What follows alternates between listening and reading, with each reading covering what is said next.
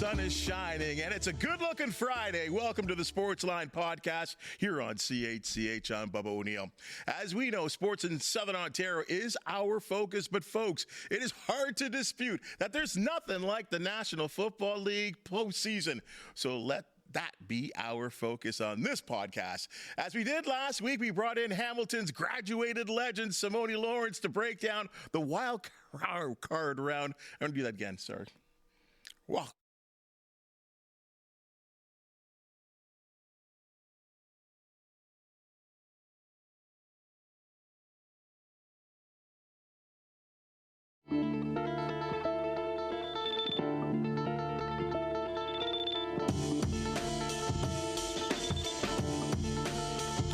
The sun is shining, and it's a good-looking Friday. Welcome to the Sportsline Podcast here on CHCH. I'm Bubba O'Neil. Sports in Southern Ontario, always our focus, but folks, it is hard to dispute that there is nothing like the National Football League playoffs. So let that be our focus for this podcast. As we did last week, we brought in Hamilton's graduated legend, Simoni Lawrence, to break down the wild card round. So let's take it to the next level with this week's four divisional contest.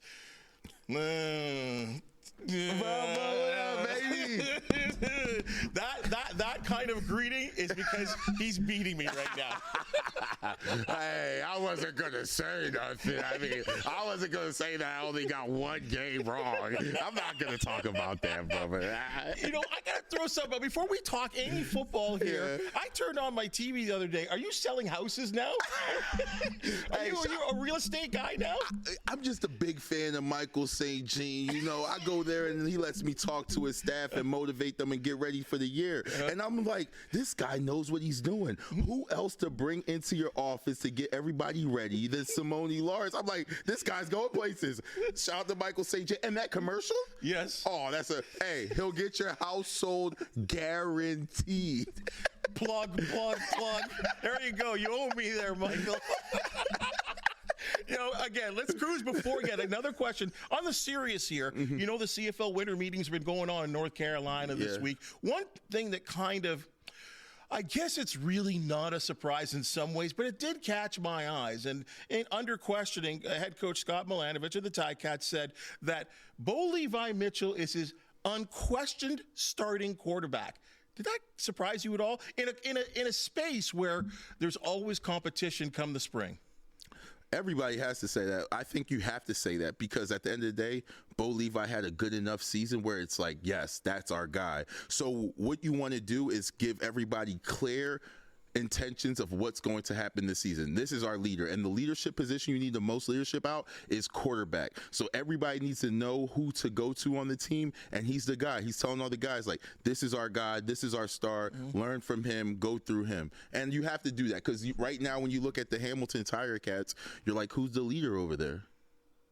So when you're looking around, you're like, we have to declare a leader of this team. Even like the off-season players, like who do we reach out if we want to come play for the Ticats? So they're saying, hey, reach out to Bo. Bo's our guy. He's going to get this engine rolling.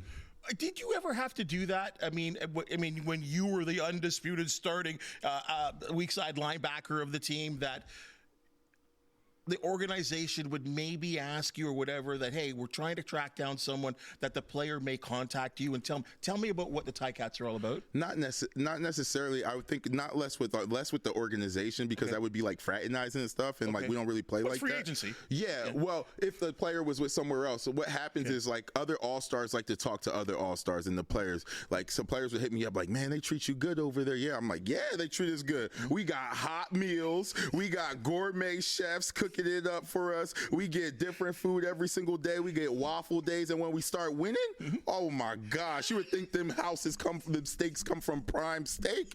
Like they import the steak from Brazil for us when we get the win. And when we went 12-3 that season, oh, we ate so good, boy. Really? So it's like, and then you got to look at the amenities that we have. Like a lot of teams come to play for Hamilton, like wow, you go over to Hamilton's field, it's amazing, and then the locker room is amazing. We got 6 cold tubs. We got 2 large hot tubs. Like, you got space. We got games all in the locker room. If you want to play golf, we just do everything to keep the players in there and want to play football. So it's amazing playing for Hamilton when you come and see the environment. Well, the players in the Canadian Football League in that CFLPA, like it was like a kind of voting, or it was a ranking. It was a ranking, yes, exactly. And Hamilton were clear on top. Yeah. Saskatchewan a little bit behind, but boy, Hamilton were clear on top. And boy, you had places like Calgary saying that all they serve is cereal and bagels like 7 days a week. Hey, that's low level stuff right there. You guys are getting omelets and stuff. Yeah, we get hot omelets, and then the thing about the omelets is they gonna make the omelets in front of your face, Bubba. We know where it's coming from. They gonna be like, "What you want? You want some of this on there? Shh. You want some of that?" Sedesco does a great job for us. So shout out to Sedesco for sure. Well, nice job there, Tiger Cats, because that was that survey. That's the word I'm looking for. Yeah, survey. They did very, very good. All right, let's talk National Football League again. You went 5 wins. I went 3. Let's kind of go by. So you're 6-1 essentially, 5-1. Yeah. I'm 3-3. Let's have a quick little review. You're 3-2. 3 and 3. 3-3. Okay. 3-3. Oh man. All right. I'm sorry, Bubba. Quick review. Stop. I'm being honest here. Quick review of what we did see last week. Texans 32, Chargers 12. We both got this wrong. This game made me upset because if you look at the ebbs and flow of the game, we were actually right because the Chargers could have jumped out early, but they turned those touchdowns or those field goals into touchdowns. It's 14-0. But you get a young team like the Chargers that's motivated by a great head coach, they're going to come back and get the rally to take the league, and that's exactly what they did. Once they got the momentum, Chargers couldn't catch up. Were you disappointed in the fact that Herbert, I think 3 interceptions all season long and then 4 in the game? He looked like Sam Darnold out there. Maybe he's not ready for the spotlight neither, I should have did a little more homework looking at him and his background. The thing is, I knew Sam Darnold, but I didn't really check out Herbert. I thought they were a good enough football team where even if he made mistakes, they would be able to beat the Texans. But that showcased to be absolutely wrong. What about the quarterbacking for the Houston Texans? It was, what was impressive? I was sitting watching the game, and the way the Chargers were playing, they were like, all right, we're not going to let this guy beat us deep. So they dropped everybody, and they're only rushing 4. So I'm sitting there like, why isn't this guy running? He just needs to take off, and he got like 20 yards free because they're only rushing 4. The linebacker's already 15 yards over, and all you got to do is make one person miss. I promise you, as soon as I said that, he was taking off. And to your point, you said their running back was going to do great too, and that's what happened. Well, I always thought if Joe Mixon could help them control the clock, that would certainly be a big factor. For sure. Later on Saturday, Ravens 28, Steelers 14. No surprise here, I think. No surprise. We even said, like, hey, you could say what you want about the Steelers, but the Ravens just have too much power, And, Russell Wilson, he played a decent game, but it didn't permeate through the team. And the Steelers come off to slow starts, You said that the Steelers are a slow start team, and you can't keep tempo with the Ravens going against, like, if you start off slow. I think the Ravens jumped out on 14-0. It's already over because Henry was a beast, and I gosh. think we knew that. I think we knew that he was going to be able to challenge that defense. But it's pick your poison, though, because you're going to have to respect Henry. I think every coach says it's basic football. Yes. Stop the run, right? But the problem is there's that little sort of option stuff with Lamar, and that's a problem. I know we're going to talk about it a lot for the Buffalo, but it's hard to stop because I'll give you what happens is when you're playing against the Ravens it's a read option. So the way you stop the read option is the defensive end has to crash down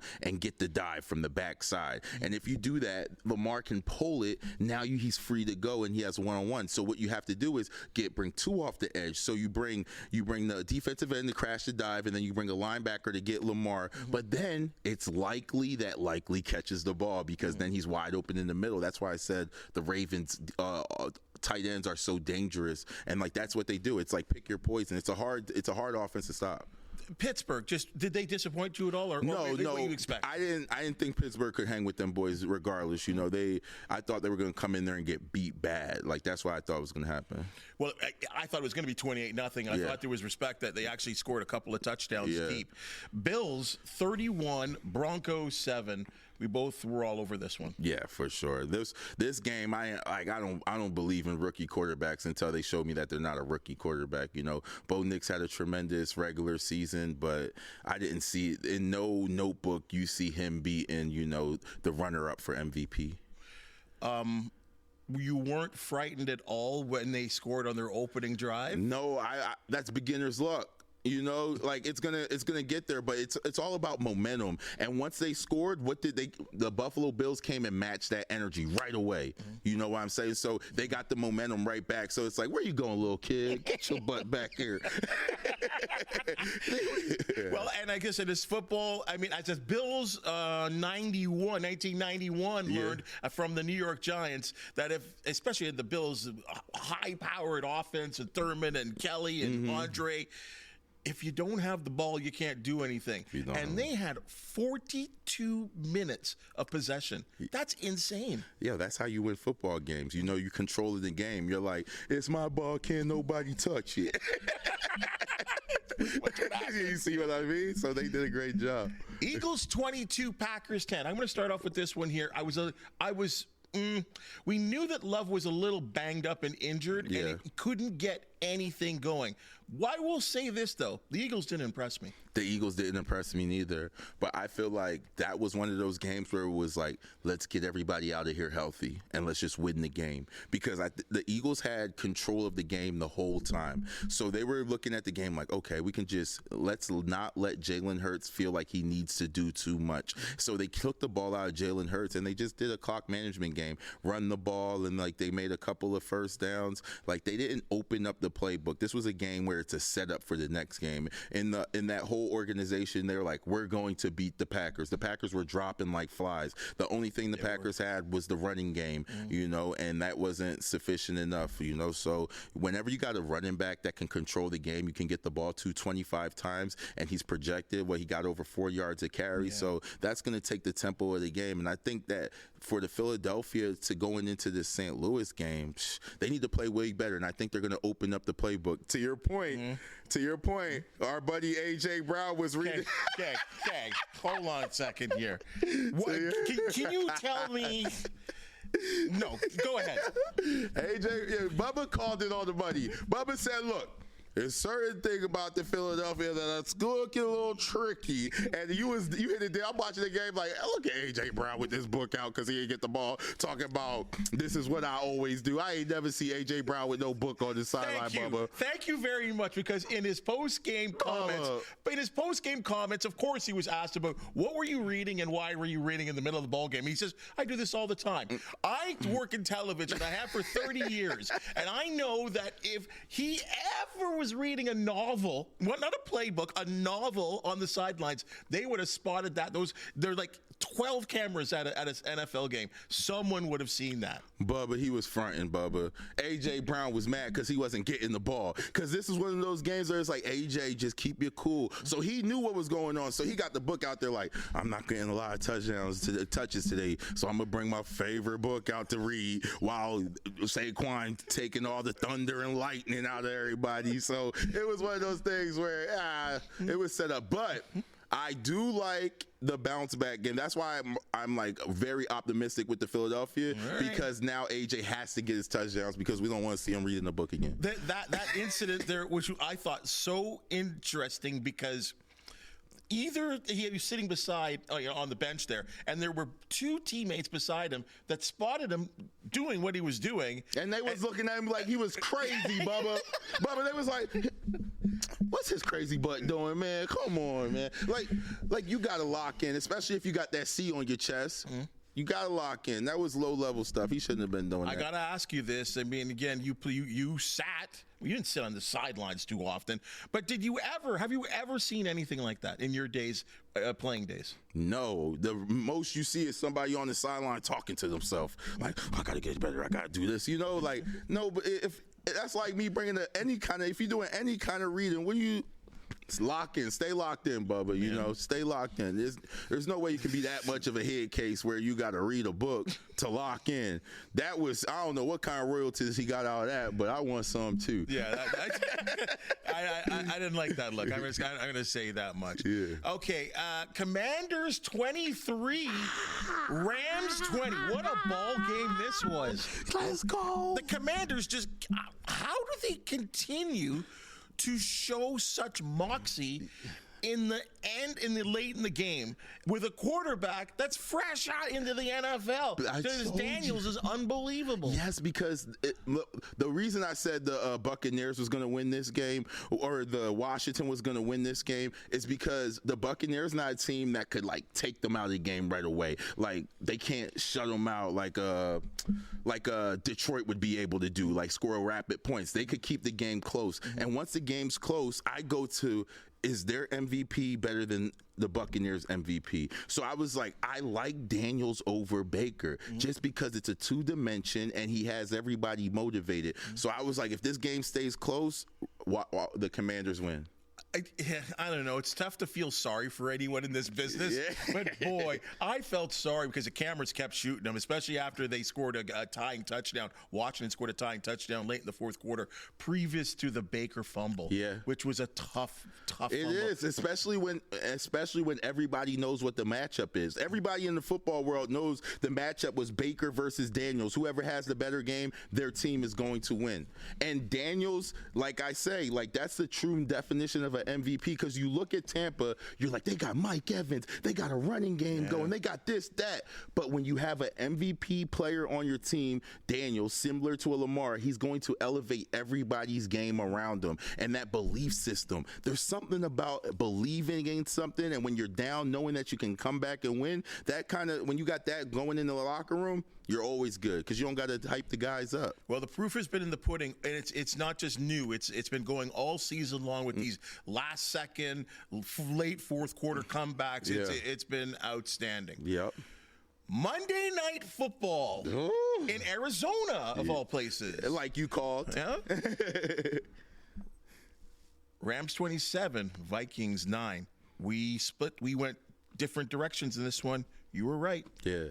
Yo, you just got to see it. You got to see it before you see it. We talked about, because we were talking about Russell Wilson earlier, and then I was like, if we're going to talk about that, you got to look at the Sam Darnold. He doesn't have any playoff history. It's just like beginner's luck running the table with a good Vikings team. But that Detroit game exposed them. I was like, all they're going to do is send +1s, blitz the quarterback, put pressure on him because he sees things. He's like deer in the headlights. And oh my, it's like I got to sit in the offensive play huddle with those guys. That was dangerous. It was ugly. It was ugly. And here's another reason. And you can identify and tell me what happened here. Mm-hmm. Okay, we've never seen a quarterback get sacked 9 times in a postseason game.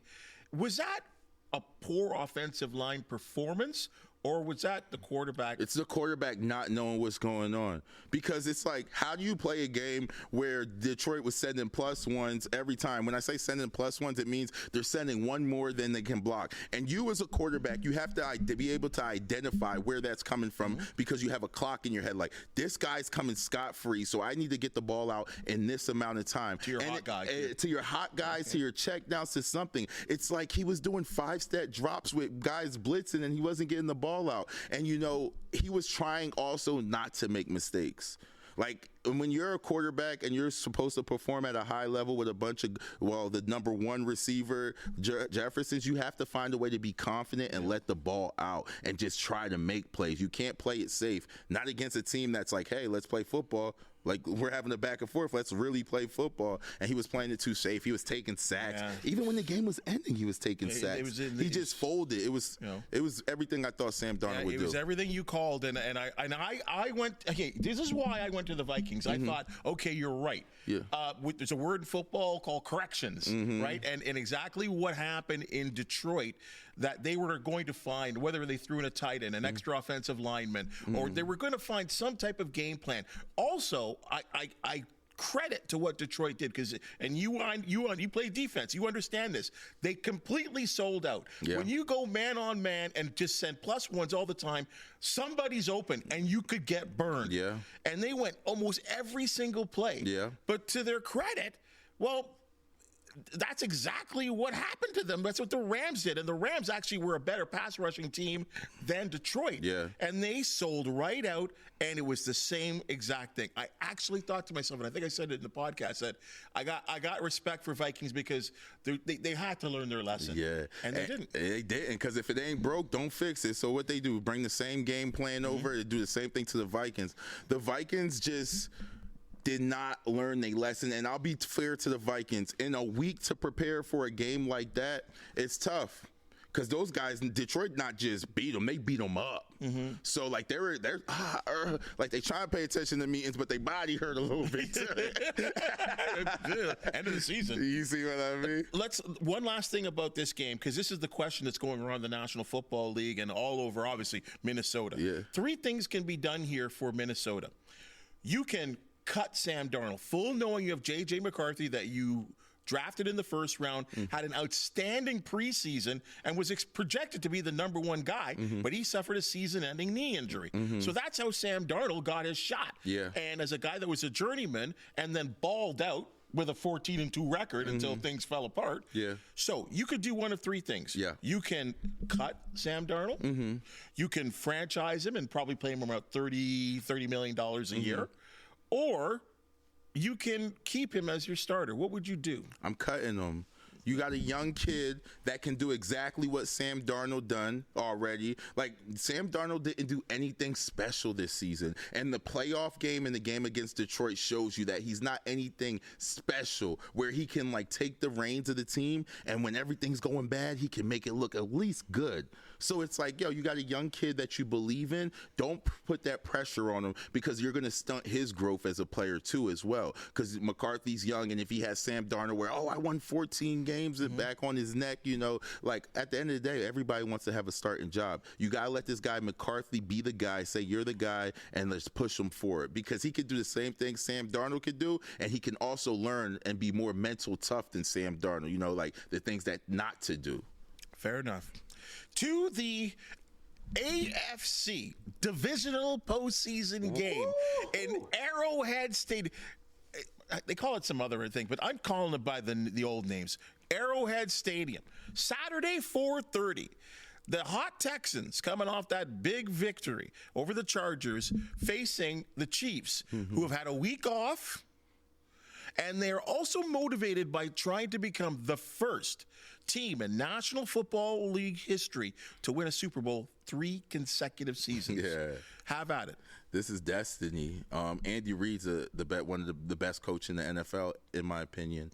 And when you have the best coach in the NFL, you're going to win games just off of being prepared for what's going on. And Chiefs are coming in fresh. They have, in my opinion, the best defensive player. That defensive tackle, Chad Jones was his name?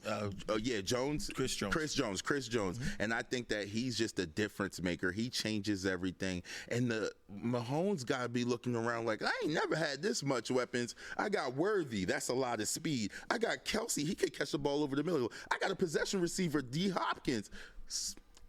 This is going to get ugly for the Texans. I know the Texans are riding high and off that momentum, but the Chiefs have something to prove, and they're fresh. Let's have a look at the board there, Mike. I think we both agree here. I think it's fair to say I think you, again, would only understand, and especially in your time playing in the Canadian Football League, what a week off means at this time of the year. Mahomes, I just think it's a talent thing here. Yeah.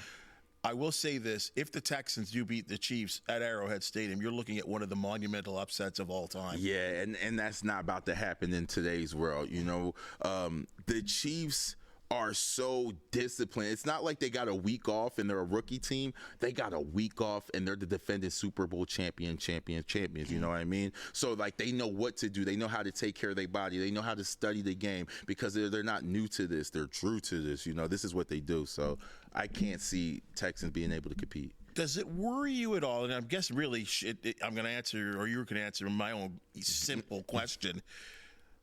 the Chiefs were not a dominant offensive team this year. Defensively, this may be the best group that Andy Reid's had. Yes. Mahomes, I mean, he's not even in the MVP conversation. Yeah. Yet won more games this season than he has in any other year. How do you explain this? Because people football's the ultimate team game, Bubba. And I get so confused sometimes when people are like, well, this part's not doing this part. It's called complementary football. You have to complement what's going on. If your defense is playing lights out, you're calling the game different as an offensive coordinator. If your defense is struggling, you're calling your team different as an offensive coordinator. Sometimes the Chiefs went into games like, our defense might not be able to stop this. We need to put out at least 35 points. Now the Chiefs know our defense is good enough where we just play our style of football. We don't have to take too many risks. We can just play simple team football. And that's why I say they're the best football team right now. They know how to play together. And that's way more important than having a high-powered offense or a high-powered defense. They know how to play together. The continuity is there. Saturday, 8 o'clock, the Commanders in Detroit, Rock City. Let's go to the board to face the Lions. Yeah, the Lions might beat them by 30. I love the Commanders, but Detroit's one of those teams where they're a prove-it team. Like, they get in the phase of, I want to embarrass you. I want to show you that you should not be on this field with us. And I love Daniels and I love the Commanders, but they're not the Buccaneers. Detroit's going to come out swinging and they're going to finish swinging. There's not going to be no breaks in the game. It's just going to be like constantly, Bubba. And Detroit, they're gonna beat them, cover the spread, everything. I think this is a game where the home crowd is just I think it's a factor. Insane. It's a huge factor. You have a starving fan base. Yeah. Listen, I was out there watching the Detroit Buffalo game when Buffalo actually beat Detroit, and just the flow of the game, the fans were still in it, and Detroit still almost came back after getting dominated that whole game. It's just a different atmosphere that the Commanders are walking into that dome. Here's a fair question, I think. Yeah. And it is, they say, you've heard this before, that sometimes, and I don't know if you agree with it or not, the team takes on the personality of the head coach. Mm-hmm. Do you see that in this team? Yeah, for sure. Especially when you're all coming in as rookies, right? So it's prevalent when a team is coming in all new. Like Campbell got to grow these guys up. It's like he gets to put his stamp on these guys because they all coming with him. So he's like, yeah, this is how we're going to play. We're going to be risky. We're going to be physical. We're going to run to the ball. We're going to hit. And that's just what it is. So they definitely have his personality. And he'll get to fall back once he coaches another player to be able to put that into the player so the player can just put it into the other players. But right now, the personality is definitely Campbell. When you played, you had guys like you had Ken Austin, you had June Jones. Mm-hmm. I personally, CFL or NFL, have never seen someone that is so willing to push the limit by going for it on third and in this case fourth down. It's not traditional to what the National Football League has been for 50, 60, 70 years. No one does this. Yeah. Does that worry you?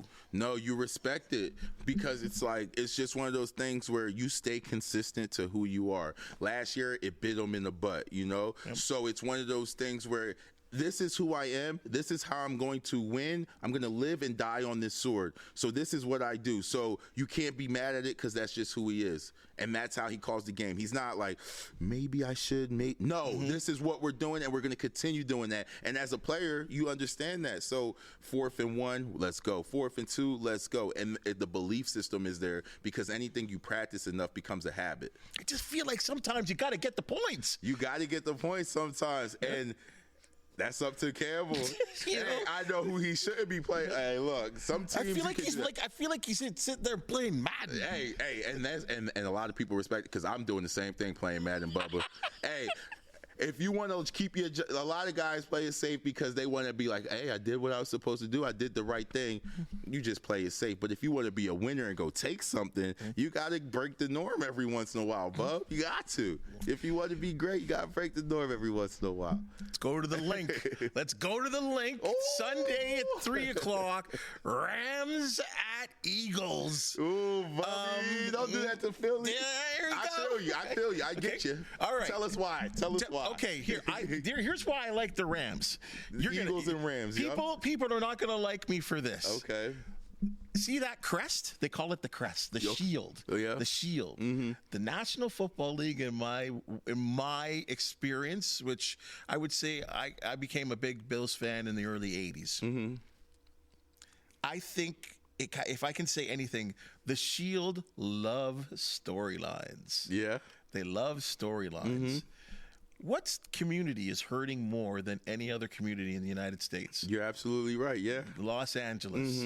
Wouldn't it be great to have the Rams be a great story? Yeah, it would be. It would be a great story for them against a team like Philadelphia, where it can be argued that they're not as good as their record. Yeah. They do have a wonderful running back in Saquon Barkley that, shoved it to his old team and basically almost could have broken an NFL rushing record. But to me, having Matt Stafford out there gunslinging, I could see this happen. I think, and again, the way they rush the quarterback is also to be noted, but there is something about that offense.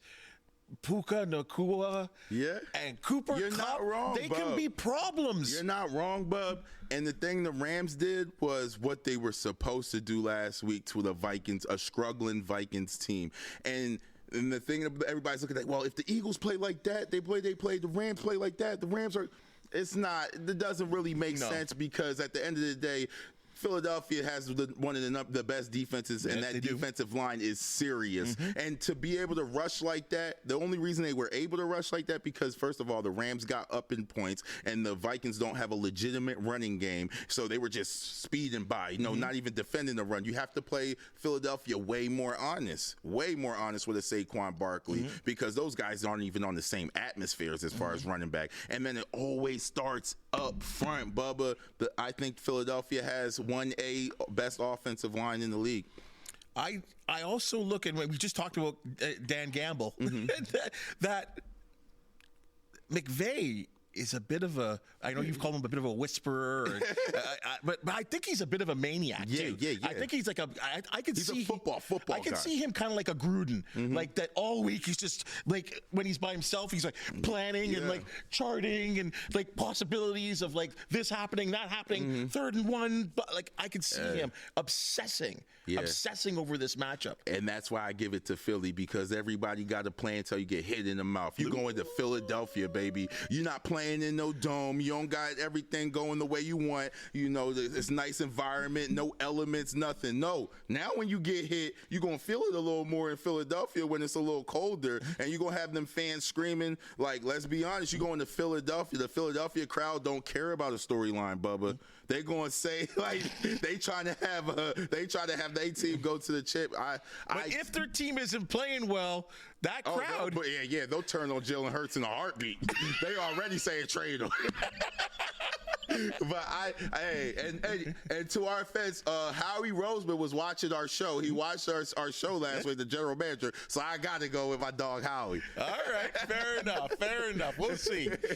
Now, I think it's like we were talking about this possible matchup for basically the better half of the second half of the NFL football regular season. That wouldn't this be great? Because everyone was talking. There was been a time of the year where it's like, oh no, Lamar Jackson is the MVP, and then there was like a section of the year where it's like Josh Allen is the unquestioned MVP in the National Football League. Oh my goodness, AFC divisional matchup, and they are meeting in the Below on a Sunday night, and it is going to be chilly. No snow, but it is going to be chilly. Yeah. Ravens at Bills.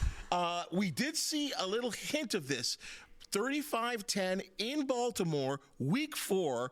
But I will say, I think both of these teams are completely different. On the injury front, the Bills didn't have middle linebacker. They didn't have their outside linebacker. Both their top tacklers, and they didn't have one of the best nickel corners in all of football, right? And Bernard, Benford, sorry. Boy, I gotta go with the Bills. I love you, Bubba, and I feel you. I think, first of all, I see what Vegas doing. First of all, the Ravens are favored to win in Buffalo. That's it's already like 1.5 or suspicious. something? Yeah. So usually when you go to when you play in the home game in the playoffs, they automatically give you 3 points. Like, yo, these 3 points are yours because you're playing at home and we think you're the better team. But to see that they gave the Ravens like 4.5 to Do you know what's weird though? On Sunday night when the Bills Saturday afternoon, when they had the matchup secured, the Bills were 1.5 point favorites, and then on Monday it flipped. Yeah, but that's just everybody studying the environment, because I'm looking, you're saying the cornerback, the nickel, he's back, but that's not prevalent to the Ravens style of football. They're a 2 tight end football team, read option. The linebackers can help, but where I see why I picked the Ravens is because I'm a guy that believes it really starts up front. And I'm also a guy that thinks that MVP, and I picked Lamar Jackson for MVP. So I think that when you have the MVP on your team, he makes everybody better on your team. That's a true meaning of a most valuable player. He elevates everybody's game. The thing that scares me about the Buffalo is their interior. And they're going against not only Henry, they're going against Lamar Jackson. You feel like they can be pushed around? I think they're going to get bullied, Bubba, to the point where it's like the same thing I said. You got to send somebody to go get that dive, and then it's a pull, and then it's one of those games where the tight ends are going to be very prevalent. And then the other matchup is Ravens defense is better than the Buffalo's defense, in my opinion. Really? I don't like their secondary. I like their stars. When I I go to star players, right? It's like, who can make a couple of big plays? I can guarantee Hamlin is going to make a couple of big plays. I can guarantee Roquan Smith is going to make a couple of plays. I just think they have more playmakers on the Ravens. And in a close game, you need your stars to be stars. I look over at Buffalo, I'm like, okay, their quarterback's playing great football. But who else is going to be the stars when they need it? That's exactly what I wanted you to say. The Bills, for whatever reason, and I've never seen this in all my years of watching football, have a star every week. The trading away of Stephon Diggs changed the mentality of that team, and I think has helped that quarterback in terms that he doesn't feel the pressure to get the ball to his main man. The Bills have 11 players that have caught at least 280 yards. And all of those 11 people have a touchdown. That means everyone's getting well. No one's getting favored. And for whatever reason, Josh has cut down the turnovers. In fact, the Bills as a team, 8 turnovers all year. You know how many possessions are in a single game. 8 turnovers all season long. Never been done. Exactly. And I think that's the difference, is because pick your poison, Baltimore. I know it is going to be nearly impossible to stop the run game of the Ravens. And it's going to be a battle of 2 teams wanting field position, and possession. Both teams last week had over 40 minutes. Right? They mirrored each other in the way they do their things. The tempo football, right? So to me, turnovers are going to be a thing. And boy, I don't want to use this, but I'm going to have to use this. Are we still wondering how good Lamar Jackson is against a quality matchup in the postseason? We're not, because that's the MVP. He's confident and he's locked in. I'm so glad you said that. He was the MVP last year. I know, but that game got called a little funny in my opinion. I don't think their offensive coordinator did a good job. Monken did a horrible job calling the game for Lamar Jackson. This coach has Lamar, and they're on the same synergy. Like, they get each other, they understand each other. And I'm so happy you talked about how Stephon Diggs going to start, and it gave more hope to Josh Allen, because Josh Allen's one of those guys where he's the star on the football team and he doesn't want anyone speaking over him. That's also a thing in football, right? You get enough personnel, everybody's like, well, the Ravens got more stars than the Buffalo. But that's the way Buffalo needs to have it, because they can't have anybody over at Josh Allen because it'll drown out his voice, So Josh Allen has the players that he wants to make himself the most successful, not necessarily the team most successful. successful. And when you get into games like this, the playmakers always win these games. You look at history, like you look at like all the playoff games when like a Jagger Davis comes and makes a big play, or like in the CFL. Like you need your stars to play like the stars in these games, because I'll tell you, I don't want to call them regular players because nobody's a regular player in the professional football league, but the guys that just, chop wood every day, there's nothing that's they're going to do their job consistently. But when you got superstars like a Lamar Jackson and a Derrick Henry and a Hamlin and a Raquan Smith, it's just too much. It's too many guys that you can lean on and look for to make a play. So that's why I got the Ravens winning. And I going into Buffalo on a cold Sunday. Buffalo, and the Ravens are a Baltimore team. It's not like the cold is something that they're not used to. So and then I'm like, this is a tight end type of game, and I love, like I said, I love these Ravens tight end. I love Derrick Henry. I love Lamar Jackson. I think that the MVP will win this game. There's a guy that never gets talked about in Baltimore that I think is really, really scary, and I think they have him listed as a tight end, but he's kind of one of those guys, all he does is deliver those whap blocks, like coming off the corner. I think it's Lavoie is his name, and he's like 295 pounds. He's there. He never catches passes. All he does is just blow up defensive ends. Like it's crazy what this guy does, and I think it's been one of the unsung sort of heroes to that running attack. So I mean, the Ravens are just bigger, Bubba. Like they are. When we watch this game, they are bigger. Just watch how much bigger the Ravens are than the. Then who we talking? Then the Bills. Yeah. Like I like we might get a little Giants episode maybe, Then again, the bigger they are, the harder they fall. Man. So we're going to see. Hey, great stuff. Great analytical look at things. Relaying some of your past experiences with what you do see today and what's going on and breaking down some of these matchups. Really appreciate that. I would like to get some wins. I'd like to catch up to you a little bit, so we'll find out. So go Bills. Go Bills. Again, this is an exciting time of the year. Yeah. I think there are some people that actually think the divisionals are actually the best time, best round of the playoffs. It is, because let's be honest, like whoever comes out of like the AFC is probably going to get romped by the Chiefs because they're going to beat each other up, and whoever comes out the NFC, Detroit's going to beat them up. Don't say that. Don't say that. I cannot take any more Mahomes. Kansas City and Detroit. I can't take any Mahomes and Kelsey and his girlfriend. Enough of this. All right. Hey, I love you, Swifties. Don't beat me up. Yeah, I bet you are a Swiftie. I bet you are. I can see it in your home. She wears short skirts, I wear t-shirts, That's your Sportsline podcast for the day. And as you just seen and heard, we love talking sports, especially with this guy. If you do know of an athlete, team, or event to promote, the Sportsline podcast do want to hear from you. Please smash that thumbs up, like, and subscribe button. And if you do have something to say, we'd appreciate your comments. And a reminder, be sure to check out all the other podcasts we have here on CHCH, as a weekly wrap-up of Trending Now with Louis V is due to drop in about hours, folks. For the outstanding people that make the Sportsline podcast possible, thank you so much, and we'll see you next week.